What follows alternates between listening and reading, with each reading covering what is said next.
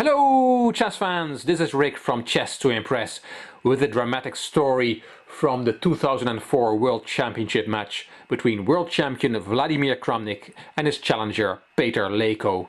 The score was 3.5, 3.5 and game 8 was played on the 7th of October 2004. Kramnik white, Leko black, and Leko won. It was not just dramatic because Kramnik lost with white and got behind in the match, but he lost without a fight, without having made one single move on his own. It was all preparation by him and his team, but it was bad preparation. Their preparation led straight to a defeat. Let me tell you the story. This is the position after 20 moves. It was a Marshall Gambit. Leko played a Marshall Gambit of the Ruy Lopez, where black sacrifices a pawn for some compensation. This is a typical Marshall Gambit position, very complicated. Black has some pressure against white's king side, but white has an extra pawn.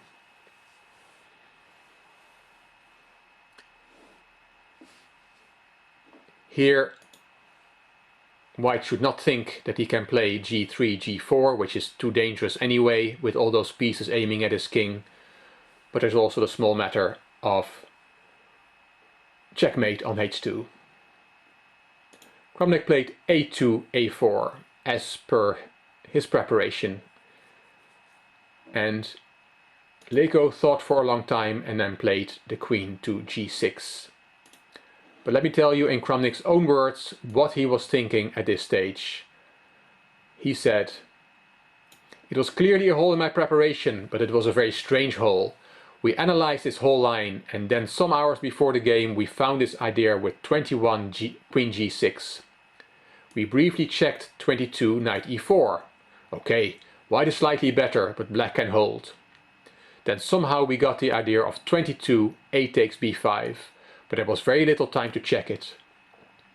Leko was clearly under pressure, clearly suffering, and while he was thinking all this time and thinking about 21 queen g6, I made this decision. I was in the restroom and decided to play fast, not to give him time to think. To put further psychological pressure on him by responding immediately. 2 minutes before he made his move, I decided that if he played 21 queen g6, I would play 22 a takes b5 immediately and just see what would happen." Just see what would happen. Quite unbelievable that these things happen even at the highest level. Lots of psychological factors are. Let me show you what Kramnik meant. After 21 queen g6, he said white can play knight e4, but that is about equal.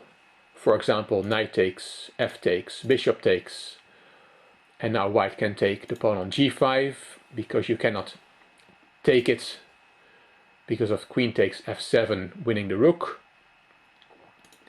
But black can take b takes a4, and this position is about equal. Kramnik was right about that. But he played, as per his preparation, a takes b5 immediately to put more psychological pressure on his opponent. But even though Leko was under pressure, he was able to refute this idea that was prepared by Kramnik's team with a computer. Leko was able to refute it at the board, which is quite an amazing achievement. Let me show you what happened in the game. Bishop d3 hitting the queen, queen f2, and now the logical rook e2, attacking the queen, and now comes the idea from Kramnik's team that they had prepared, a queen sacrifice. Queen takes e2, bishop takes e2, and then b takes a6. And they had assessed this position as better for white, that white has enough compensation for the queen, especially with that very, very strong passed pawn on a6. Leko found the refutation. The only move that refutes this idea is queen d3. And let's step away from the board again for a second and tell you what Yevgeny Barayev one of Kramnik's seconds, said about this move. A very powerful computer will say that this is won for black within 90 seconds to 2 minutes. The fact is, it won't tell you this within 10 to 15 seconds, and during analysis you rarely give it more than that. Everything happened in a situation where there wasn't enough time and there were a lot of positions to check. So Kramnik's team simply did not leave the engine running for long enough at this stage. If they had, they would have seen that black wins in this position, and then Kramnik would have not played this idea at all and would probably not have lost this game. Let's see what happened in the game. By this time Kramnik had come to the conclusion at the board that this was not going to go well. He saw that he can't play a6, a7 because then he gets checkmated. I'll quickly show you the variation. Queen e3, king g2, bishop takes f3. You have to take queen e2 check, king g1, knight g4, queen and knight is a lethal attacking combination. And you can queen with check if you want, but it won't help you. King g7, and now there's nothing you can do against the checkmating combination. Just to show you, let's say queen takes c6, queen f2 check, king h1, queen f1 check, knight g1, and knight f2 checkmate. So that is after a6, a7. So Kramnik had calculated that that was not going well for him, and he played king f2, but that doesn't work either. Leko replied, he played all the strongest moves here. He replied with bishop takes f3, and again you have to take this piece, knight e4 check, king e1, and now Leko found the beautiful move, knight takes c3. There's a checkmate on e2, so you have to take it.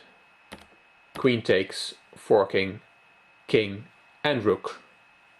King f2, queen takes a1, and white does not have enough material for the queen, and also the a pawn is now covered by the black queen.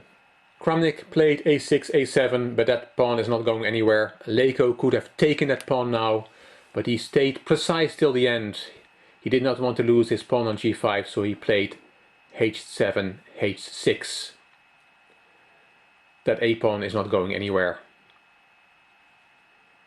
Kramnik played his last move, h2, h4, and after g5, g4, he resigned. A bitter pill for the world champion going behind in the match. One last quote from the an interview with Kramnik's second, Bareyev. Yes, we were blamed. Did he shout at you? Justifiably. Did he call you? Well, I couldn't repeat that word. Yes. He said exactly that? He put it slightly differently. So some harsh words were said that night after this game, this dramatic game for Vladimir Kramnik. He came back, won the last game of the match to retain his title back in 2004. Hope you enjoyed the story of this game. If you did, please give it a thumbs up, please subscribe to my channel, and please leave a comment if you want to. This is Rick from Chess to Impress. Thank you for watching.